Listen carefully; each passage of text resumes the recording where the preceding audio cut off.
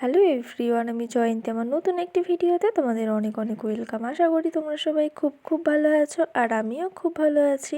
তো আবারও তোমাদের সামনে একটি নতুন ভিডিও নিয়ে চলে এসেছি। তো আজকে আমি তোমাদেরকে শাখা দেখাচ্ছি। তো এটা হচ্ছে মায়ের হাতের শাখা। তো চলো, আজকে তোমাদের সামনে একটা নতুন ভিডিও নিয়ে চলে এসেছি বললাম।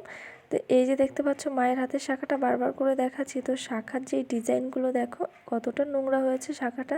তো সেটাই আজকে তোমাদের সাথে শেয়ার করব, এই শাখাটা কিভাবে আমি ক্লিন করি। তো মাকে বললাম যে দাও তোমার শাখাটা আমি একটু ক্লিন করে দিই। তো মাও প্রচণ্ড খুশি হবে। তো চলো কিভাবে শাখাটা ক্লিন করি সেটাই আজকে তোমাদের সাথে শেয়ার করবো। আর কীভাবে ঝকঝকে করি মার শাখাটা নতুনের মতন সেটাও তোমরা দেখতে থাকো। তার জন্য কিন্তু পুরো ভিডিওটা দেখতে হবে। তো চলো ঝটপট তোমাদেরকে দেখিয়ে দিই কীভাবে শাখাটা ক্লিন করি। তো প্রথমে একটু মগের মধ্যে উষ্ণ গরম জল নিয়ে নিলাম। তো এখানে একটুখানি সার্ফ দিয়ে নিয়েছে, আর একটুখানি দেখে নিলাম যে জলটা ঠিকঠাক আছে নাকি। তো আমি একটুখানি ঠান্ডা জল মিশিয়েছি।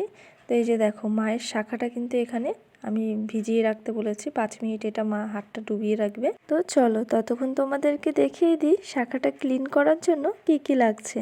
তো প্রথমেই তোমাদেরকে আমি কৌটোতে দেখিয়ে দিলাম একটু চুন। তো ওখান থেকে সামান্য একটু চুন নিয়েছি। আর এখানে যে দেখতে পাচ্ছ কোলগেট, তো এখানে একটুখানি কোলগেট দিয়ে দিলাম। তো এটা সাদা কোলগেটটাই লাগবে, অন্য কোনো কোলগেট হলে হবে না। তো এই যে দেখো আমি একটুখানি সামান্য জল দিয়ে একটু মিশিয়ে নিচ্ছি সমস্ত কিছু। যেহেতু চুনটা একটুখানি শক্ত শক্ত ছিল, সেটা মেশানোর জন্য হালকা একটু জল দিয়েছি। তো এখানে কিন্তু 5 মিনিট পরে দেখো হাতটা কিন্তু মা তুলে দিয়েছে। আর পাশের যে বাঁ হাতের শাখাটা ছিল সেটা কিন্তু জলের মধ্যে 5 মিনিট এখন ভিজিয়ে রাখতে হবে। তো চলো ততক্ষণ কিন্তু সুন্দর করে ডান হাতের শাখাটা ক্লিন করে নিই। তো প্রথমেই একটা ব্রাশ নিয়ে নিয়েছি, আর ওই মেশানো কোলগেট আর চুনটা দিয়ে কিন্তু ভালো করে শাখাটা আমি ক্লিন করে নিচ্ছি। আর শাখার যেই ডিজাইনের মাঝখানগুলো আছে ওগুলো কিন্তু সুন্দর করে ক্লিন করে নিতে হবে। ব্রাশ দিয়ে কিন্তু জোরে জোরে ডলতে হবে, তাহলে কিন্তু ক্লিন হয়ে যাবে।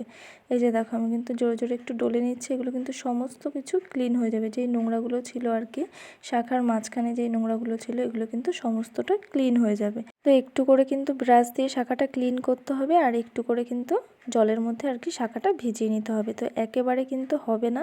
তো 2 থেকে 3 বার ব্রাশ দিয়ে আর কি শাখাটা ডলে নিতে হবে, তারপরে কিন্তু আবার একটু ভিজিয়ে নিতে হবে বারবার করে, তাহলেই কিন্তু শাখাটা ক্লিন হয়ে যাবে। খুব একটা বেশি সময় লাগে না।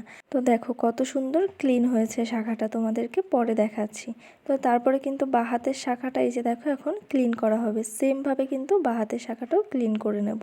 তো এখানে এই যে দেখো সেমভাবে কিন্তু বাঁ হাতের শাখাটা ক্লিন করে নিয়েছে, আর এখন কিন্তু শাখাটা এখানে জল দিয়ে একটু ধুয়ে নিচ্ছি। এই যে দেখো, তো দুটো শাখাই কিন্তু ক্লিন করা হয়ে গেছে। এখন কিন্তু শাখা দুটো ধুয়ে নিচ্ছে এই যে জল দিয়ে। আর এই যে দেখো শাখাটা কত সুন্দর ক্লিন হয়েছে, তোমাদেরকে ঘরে গিয়ে দেখাচ্ছি। তো এই যে দেখো কতটা সুন্দর ক্লিন হয়েছে, তোমরা দেখে বুঝতেই পারছো।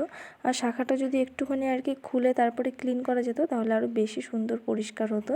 তো যাই হোক শাখাটা খোলাটা সম্ভব ছিল না, তো তার কারণে আর হাতের মধ্যে আর কি শাখাটা ক্লিন করতে হয়েছে। তো এই সেম প্রসেসেই কিন্তু শঙ্খও আর কি ক্লিন করা যায়। মানে শঙ্খর মধ্যে হয় না ডিজাইনের মধ্যে অনেক নোংরা থাকে, শঙ্খও কিন্তু এরকমভাবে সেমভাবে পরিষ্কার করা যায়। তো আমি কিন্তু এর একটা ভিডিও আগে দিয়ে দিয়েছি, তোমরা চাইলে দেখে নিতে পারো।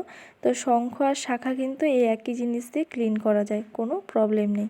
আর মার হাতের শাখাটা তোমরা একটু দেখো কতটা ক্লিন হয়েছে। দেখো প্রথমে কীরকম দেখিয়েছিলাম আর এখন দেখো, মানে শাখার যেই আর কি ডিজাইনগুলো ছিল ওটার মধ্যে অনেকটা নোংরা জমেছিল। তো এখানে দেখো কত সুন্দর ক্লিন হয়ে গেছে।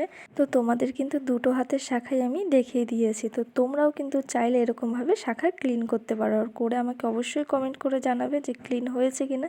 তো চলো আজকের ভিডিওটা কেমন লাগলো অবশ্যই আমাকে কমেন্ট করে জানিও। আজকের মতন ভিডিওটি এইটুখানি, সবাইকে টাটা।